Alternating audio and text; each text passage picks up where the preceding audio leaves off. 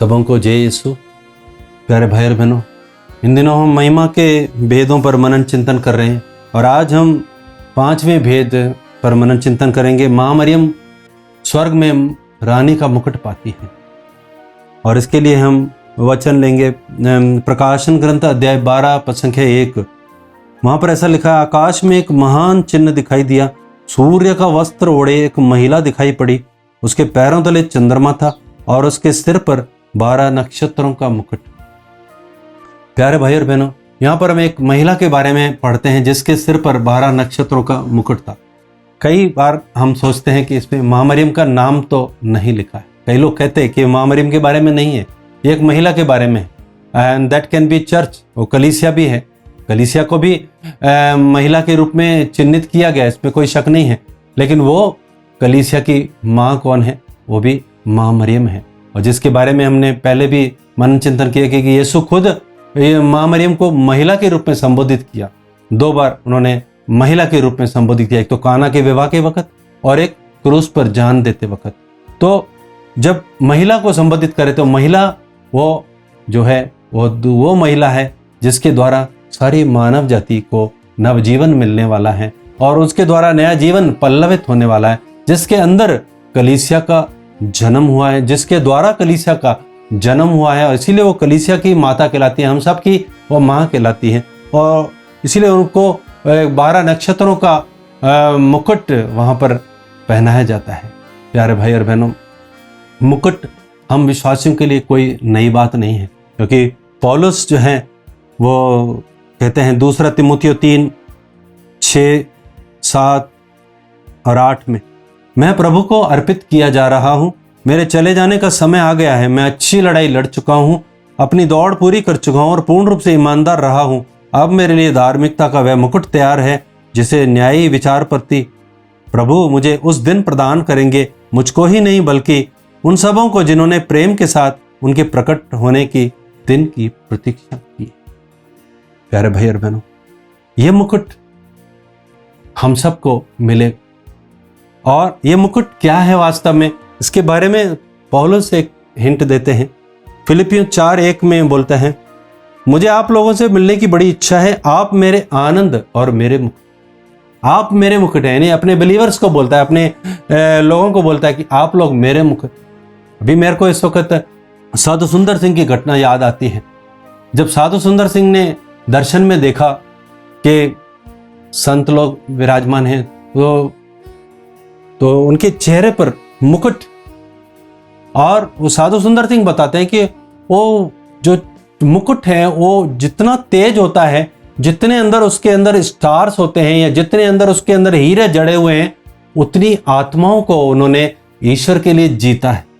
यानी जितने भी लोगों को उन्होंने प्रभु के लिए जीता है और स्वर्ग पहुंचाने में मदद करी है, उतने स्टार्स उनके जो है मुकुट पे लगे जाते हैं। इसीलिए पौलुस कहता है कि आप लोग मेरे मुकुट हो, आप लोगों को मैंने प्रभु के लिए जीता है, इसलिए आप लोग मेरे मुकुट हो। आप लोग मेरे मुकुट की जो है वो तेज स्वर्ग में बढ़ाएंगे।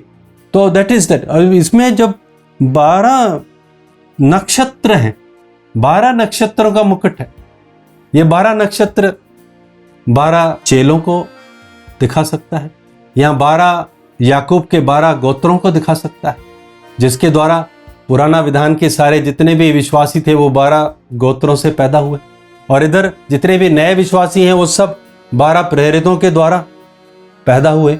तो सबके मुकुट, यानी सारे 12 प्रेरित, 12 जो भी गोत्र हैं, जो इज़राइल के जो 12 वंश हैं, सभी को माँ मरियम के रूप में, मानो प्रतीक के रूप में दिखाया गया कि 12 नक्षत्र, यानी कि सबकी ओर से वो माँ है, वो माँ, उनके द्वारा ही सारे प्रेरित जो है विश्वासियों का समूह उनके द्वारा पैदा। तो शी इज राइटली डिजर्व, उस सच में उसको डिजर्व करती है कि उनके ऊपर 12 नक्षत्रों का वो मुकुट किया जाए। वो 12 नक्षत्र इस प्रकार रिप्रेजेंट करते हैं। प्यारे भाई बहनों, और कलीसिया की जो परंपरा है उसमें क्या लिखा है मैं आपको पढ़ के बताता हूं अंग्रेजी में। वहां लिखा है कि आफ्टर प्लेसिंग द ब्लेसेड मेरी on this exalted and superanimate throne, the Lord declared to the courtiers of heaven all the privileges she should enjoy in virtue of this participation in his majesty. क्योंकि महामरियम थी त्रित्व के जीवन में सहभागी हुई थी, तो वहां ईश्वर की महिमा में भी वो सहभागी होती हैं।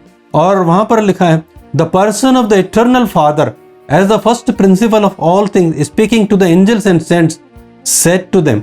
सबसे पहले जो पिता परमेश्वर है, वो जो हमारा पिता है, वो बोलता है, our daughter Mary was chosen according to our pleasure from amongst all creatures the first one to delight us and वो never fell from the title and position to a true daughter. Such we had given her in our divine mind. She has a claim on our dominion, which we shall recognize by crowning her as the legitimate and peerless lady and sovereign.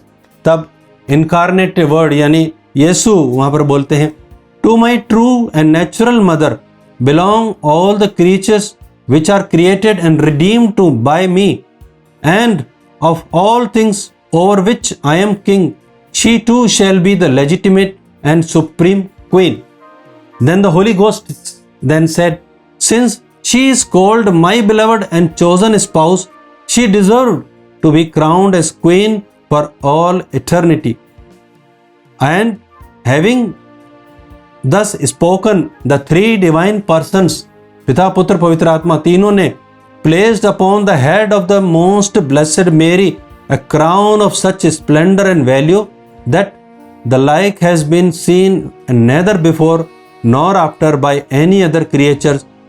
At one and the same time a voice sounded from the throne saying, my beloved, chosen among the creatures, our kingdom is thine. Thou shalt be the lady and the sovereignty of the seraphim, of the ministering spirits, the angels, of the entire universe of creatures. Attend, proceed, and govern prosperously over them, and for in our supreme consistory we give thee power, majesty, and sovereignty, being filled with grace beyond all the rest. Thou hast humiliated thyself in thy own estimation to the lowest place. Receive now the supreme dignity deserved by thee, and as a participation in our divinity, the dominion over all the creatures of our omnipotence. और इस प्रकार इसीलिए कलीसिया जो है, जो माँ मरियम को है, स्वर्गदूतों की भी महारानी कहती है, धर्म पुरखों की महारानी, नबियों की महारानी, प्रेरितों की महारानी, शहीदों की महारानी, धर्मवीरों की महारानी, कुंवारियों की महारानी, आदि पाप रहित उत्पन्न महारानी, स्वर्ग में उद्ग्रहित महारानी और अति पवित्र माला की महारानी, परिवारों की महारानी, शांति की महारानी, ये सब टाइटल्स कलीसिया उनको देती है, क्योंकि ये कलीसिया का विश्वास है, कलीसिया की ये परंपरा है। वो आप कहेंगे ये परंपरा कहाँ से आई? परंपरा तो ईश्वर के वचन में कहीं नहीं लिखा कि परंपरा भी कोई चीज है, लेकिन कई जगह परंपरा के बारे में पौलुस लिखता है। पौलुस बताता है कि आपको जो विश्वास मिला है, हमारी परंपरा के अनुसार जो मिला है, उस विश्वास में कायम रहो। जिस विश्वास के द्वारा, जिस स्थिति में मैंने तुमको सुनाया है वचन, सुसमाचार, अगर तुम उसी स्थिति में बनाए रहोगे तब तुम्हारा उद्धार होगा। तो ये परंपरा क्या चीज है, इसके बारे में थोड़ा सा मनन चिंतन हम, जो शास्त्र है हमारा कैथोलिक कलीसिया का जो कैटेकिज्म है, ये कैटेकिज्म ऑफ द कैथोलिक चर्च, इसमें जो लिखा है धर्मशास्त्र के बारे में, पवित्र परंपरा और पवित्र धर्मशास्त्र दोनों को कलीसिया बराबर रूप से मानती है। क्योंकि इसके बारे में थोड़ा सा मैं आपको बताऊंगा कि ये परंपरा कहां से आई। परंपरा जो मौखिक रूप से जो ईश्वर ने बोला प्रेरितों को या अर्ली फादर्स को, जो पुराने जो पोप थे उनके द्वारा जो भी बोला उनको मौखिक रूप से, उन्होंने इसको परंपरा के रूप में लिखा गया है। क्योंकि मौखिक रूप से प्रेरितों द्वारा, उनके प्रचार द्वारा बोले गए शब्द, उनके दिए हुए उदाहरण, उनके द्वारा संस्थापित संस्थान जो उन्हें यीशु के मुख से प्राप्त हुए, अथवा उन्होंने जो कार्य किए जीवन द्वारा, जो भी पवित्र आत्मा की प्रेरणा द्वारा सीखे, वो सब उन्होंने जो है उसको लिपिबद्ध कर दिया, उनको लिख के रख दिया, जो कुछ बोला और कुछ लिखा। और प्रेरितों ने धर्माध्यक्षों को अपने उत्तराधिकारी के रूप में रखा और उन्हें अपने प्रचार करने का अधिकार दिया जो प्रेरित पुस्तकों के रूप में व्यक्त करके अंत में लोगों तक लगातार विरासत के रूप में संभाल रखा था। ये जो है ना, संभाल के रखा हुआ ईश्वर का वचन है, क्योंकि ईश्वर ने लोगों के द्वारा बोला, जो कलीसिया के अधिकारी के द्वारा जो भी बोला वो सब परंपरा के द्वारा उसको कलीसिया ने संभाल के रखा, और कलीसिया ने ही निर्धारित किया कि परंपरा में क्या आना चाहिए और धर्मशास्त्र में क्या आना चाहिए। तो कुछ जो चीजें हैं हम धर्मशास्त्र में पढ़ते हैं, और कुछ चीजें जो है परंपरा में, जो कैटेकिज्म में और जो कलीसिया में कई ऐसी चीजें हैं जो अर्ली डॉक्यूमेंट्स हैं पुराने फादर लोगों के, उनमें सारे रिकॉर्डेड हैं आज भी।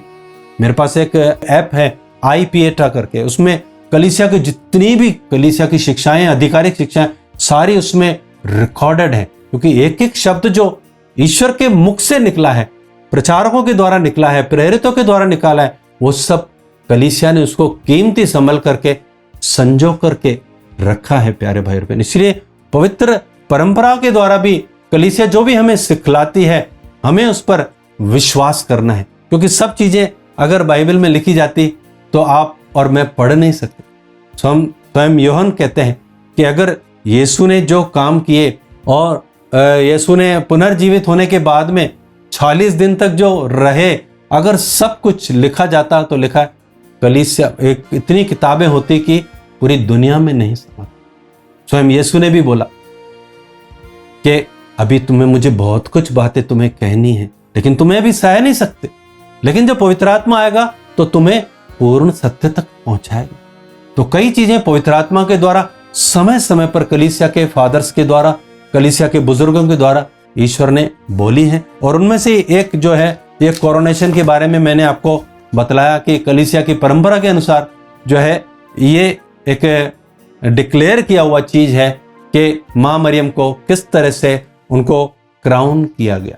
प्यारे भाई और बहनों, इन वचनों पर और परंपराओं पर हम मनन चिंतन करते हुए हम आज विश्वास करते हैं कि सच में मां मरियम स्वर्ग में रानी का मुकुट पाया, और उनके सिर पे जो चमक है वो सारे विश्वासियों की चमक है, सारी कलीसिया की चमक है। आप और मैं भी जो भी हम आत्माओं के लिए जीतेंगे, जितनी आत्माओं को जीतेंगे उतने स्टार हमारे भी क्राउन में होने वाले, हमारे भी मुकुट में होने वाले। इसलिए प्यारे भाई और बहनों, आज इन वचन पर मनन चिंतन करते हुए हम प्रभु से प्रार्थना करें, प्रभु अपने आत्मा की सामर्थ्य में भर दे, ताकि हम प्रभु आपके योग्य साक्षी बने, कलीसिया की परंपराओं पर विश्वास करते हुए और मां मरियम के इस स्वर्ग में मुकुट पाने के इस रहस्य पर मनन करते हुए हम अपने मुकुट के लिए भी तैयारी करें।